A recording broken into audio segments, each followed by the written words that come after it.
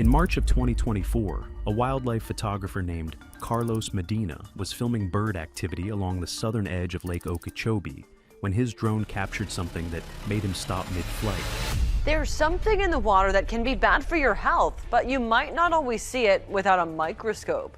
Down below, where open water had been just days before, what looked like a living carpet was sliding slowly toward the remaining water. Dark, heavy, stretching for hundreds of feet. He thought his camera was glitching. It was not. Lake Okeechobee is a vital part of South Florida's water supply, and according to Lake.com, its comprehensive study, which evaluates 100 of the largest U.S. lakes using up-to-date chemical data, shows Lake O is the dirtiest lake in the country. When he showed the footage to a retired fish and wildlife officer, the man watched it twice without saying a word. Then he said something Carlos did not expect. "I've been on this lake 40 years. I've never seen the bottom move like that." The lake bottom was waking up, and what it was releasing had been buried for decades. Florida quietly drained, its largest lake. Here is what most people do not know. In just a few months, Florida removed from Lake Okeechobee a volume of water equal to hundreds of thousands of Olympic-sized swimming pools. No hurricane triggered this. No drought forced the decision. No emergency was ever declared. 70 million gallons, gone quietly. On paper, officials called it a planned water level adjustment. But for the largest lake in Florida, this adjustment was anything but routine. Lake Okeechobee spans more than 730 square miles. When officials lowered the water level by nearly 4 feet across an area that massive, they were not just releasing excess water. They were removing a colossal layer of pressure that had rested on the lakebed for many years. Think about that for a second. 4 feet of water pressing down on 730 square miles of sediment, and then it was gone. What made this stand out is that it happened without any unusual weather to blame. The water receded exactly as scheduled. Most of the public never even noticed. And get this, Lake Okeechobee is not like other lakes. It is extremely shallow. In many areas, the average depth sits around only 9 to 10 feet. So when the water level drops by 4 feet, nearly half the lake is fundamentally transformed. Sunlight suddenly reaches areas of the bottom it had never touched before. Wind stirs sediment in unfamiliar patterns. Water temperatures swing wildly between day and night. Captain Ray Hutchins, a fishing guide who has worked the lake for over 30 years, was one of the first to notice something was wrong. The fish weren't just moving to deeper water, he told a local reporter. They were panicking, crowding into pockets like they were running from something. Birds gathered in unusual numbers. Alligators congregated around the last standing pools. These are classic signs of living space being compressed, forcing wildlife into shrinking zones where conditions remain survivable. But here is the catch. What people could see from the surface was only the beginning. As the water level continued falling, the shape of the lakebed itself began changing in ways that unsettled longtime residents. Large dark areas appeared where open water had once been. The boundary between water and mud did not stay fixed. It shifted day by day. In some places, long streaks formed across the exposed bottom, as if something heavy had dragged itself through when the water above was removed. That is not mud drying, that is a foundation collapsing. But what people could see from the surface was just the beginning. The real nightmare was building beneath their feet. A safe decision that quietly changed everything. The decision to lower Lake Okeechobee was not made during a crisis. It did not come from an emergency meeting or as a reaction to extreme weather. This was a pre-planned decision, fully documented in official operating records, complete with timelines and clearly defined figures. Those responsible did not call it draining the lake. They called it water level management. The goals were stated clearly. Reduce pressure on the aging Herbert Hoover Dike, create capacity for heavy future rainfall, and give the ecosystem a chance to recover. Reading through the documents, it is difficult to find anything that sounds dangerous. And that is precisely what made Dr. Elena Varga, a limnologist at the University of Florida, who has studied Okeechobee for 22 years, deeply uneasy. The decisions that carry the greatest long-term risk, she explained in an interview, rarely feel risky in the moment they're made. When everything follows procedure, no alarms sound. But here is the deal. The system governing Lake Okeechobee has never been simple. This is not just a lake. It is the center of a highly complex water control network serving structural safety, agriculture, cities, and the environment simultaneously. In management models, lowering the water level by a few feet brings several key indicators back into what is considered a safe range. On a spreadsheet, it appears reasonable. The problem is that spreadsheets do not see the lake bed. Lake Okeechobee is shallow, and that makes it respond very differently to changes in water level. When the water is lowered quickly, the bottom does not have time to adjust gradually. What happens below follows physical and ecological laws, not administrative schedules. It is not that simple, though. Many official plans are built on the assumption that when water is lower, the lake bed stabilizes and more natural conditions return. But that assumption only holds when the underlying system is still balanced enough to respond as expected. When Dr. Varga was asked about the footage showing movement on the lake bottom, she reportedly went quiet for several seconds before saying, "What I'm seeing isn't recovery, it's redistribution. And that's a very different thing." The paradox is terrifying. The safer this decision looked on paper, the less anyone was prepared for what would emerge when the water was gone. If you want to keep uncovering what is really happening beneath Florida's surface, hit that subscribe button now. Because what comes next is where this story takes a darker turn.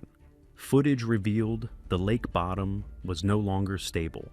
At first, most people assumed Lake Okeechobee was simply exposing its bottom. When water recedes, mud appears. When mud dries, its shape changes. That sounds ordinary enough. But then the footage began showing something different.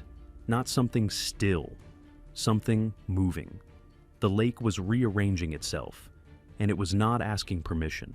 In some areas, the surface of the lake bed did not hold the same shape from one day to the next. Wide dark patches appeared and then vanished.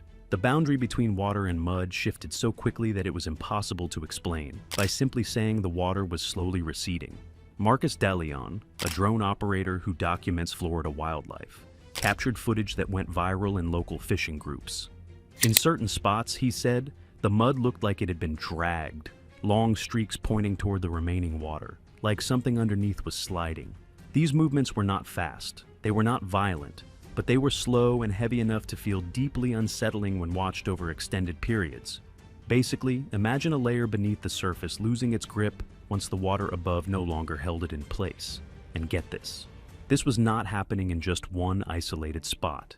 It was recorded in multiple locations around the lake, miles apart. People familiar with the lake began realizing this was not ordinary mud behavior. When mud simply dries out, it cracks, shrinks, and stays in place. What the cameras captured looked more like large, heavy masses shifting together. At the same time, changes on the water surface became more pronounced. Fish continued crowding into deeper areas, but now it was more than just density. In some zones, nighttime oxygen levels dropped sharply, forcing fish to rise closer to the surface, gasping for air. Wading birds gathered in unusually large numbers. Alligators appeared repeatedly along the edges of the last pools, barely needing to move because prey came directly to them. All of these signs pointed to an ecosystem being compressed, not only horizontally, but vertically. As water recedes, living space does not shrink evenly. It collapses. Then another concern emerged. The dark moving areas were not staying fixed on the bottom. They began drifting closer toward the remaining water, as if being pulled along by weak currents still present in the lake. Think about that for a second. Masses of material that had been locked in place for decades were now in motion, heading toward the water supply that serves millions of people. But the moving masses were not the strangest part. What those masses contained had been accumulating for decades. What was actually moving below? By this point, many people had begun guessing what they were seeing at the bottom of Lake Okeechobee. Some believed it was simply mud being dragged. Others thought it was dead vegetation drifting away. But for Dr. James Whitford, a sediment researcher at Florida Atlantic University, the answer was far more concerning. What's moving, he explained, is not a single object. It's the foundation itself. Here is the catch. For decades, the bottom of Lake Okeechobee has accumulated a very particular mixture: fine sediment, decomposed aquatic plants, nutrients carried in from agricultural runoff, bird droppings, and fish waste. Together, these materials form a soft, heavy, organic, rich layer commonly referred to in scientific literature as muck. Under normal conditions, this muck layer is kept relatively stable by the weight of the water column above it. When the water level is lowered quickly, that stabilizing pressure disappears. The muck no longer holds its original position. It begins sliding as a mass, like a heavy carpet losing its grip. What makes this alarming is that the muck is not inert mud. It contains enormous amounts of phosphorus and nutrients that have been trapped for many years. When this layer is disturbed and begins to move, those substances can be released back into the water column. Some researchers privately wonder if Florida just triggered a slow-motion ecological time bomb. And there are historical parallels that make this even more unsettling. In 2018, Lake Erie experienced severe algal blooms after sediment disturbance released trapped phosphorus. The blooms became so toxic that Toledo, Ohio had to shut down its water supply for days. Over 500,000 people were told not to drink their tap water. Lake Okeechobee's muck layer is estimated to be far larger and far more nutrient-dense than what triggered that crisis. So, what the cameras captured beneath Lake Okeechobee is not the sign of a new threat. It is the sign of something that already existed and has now been awakened. Lowering the water level did not create the muck. It simply removed the only thing that had been holding it in place. And once it starts moving, no one knows exactly where it stops. When lake changes started reaching homes, what began moving beneath Lake Okeechobee does not stop at the boundaries of the lake. That is rarely how a water system of this size works. Lake Okeechobee is not an isolated body of water. It sits at the center of a network of canals and flows that connect directly to downstream communities. South Florida, the Everglades, the water supply for millions of people. Here is the deal.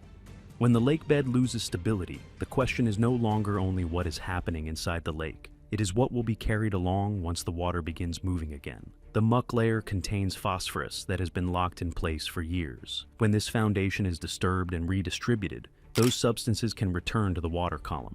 The impact often does not occur when water is low, but when water rises again.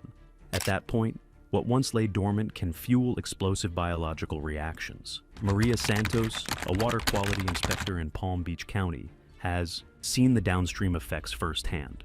"We're getting reports of water that smells different," she said. "Cloudier in phases, treatment costs are climbing, and we can't always trace it back to one cause." For downstream communities, the effects rarely appear as a single dramatic event. They arrive slowly, but they linger. Unusual tastes or odors appear and disappear. For many households, this is not an abstract scientific issue. It shows up in water bills. It shows up in the quiet uncertainty of turning on the tap each day. Agriculture experiences the shift in less visible ways.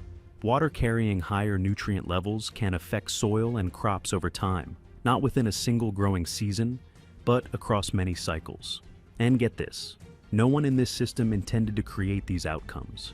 The original decisions were made to reduce risk, but in complex systems, reducing risk in one place often means shifting it somewhere else, farther away, less visible, and onto people with fewer options. But the consequences downstream were only half the equation. The bigger question was, what happens when the water comes back?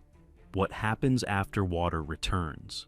When the water level in Lake Okeechobee begins rising again, many people assume that everything will be fine. The lake widens, exposed mud disappears from view. For much of the public, that is often seen as the end of the story. But here is what they do not tell you.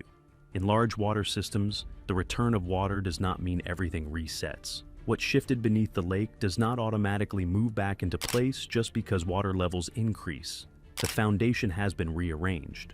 Materials that were once locked down have been redistributed. Ecological reactions triggered during low water often continue influencing the system long afterward, slowly, quietly, invisibly. Dr. Elena Varga put it bluntly. You can refill a lake. You cannot unstir what has already been stirred. The phosphorus is in the water column now, and it's going to do what phosphorus does. This leads to an uncomfortable reality.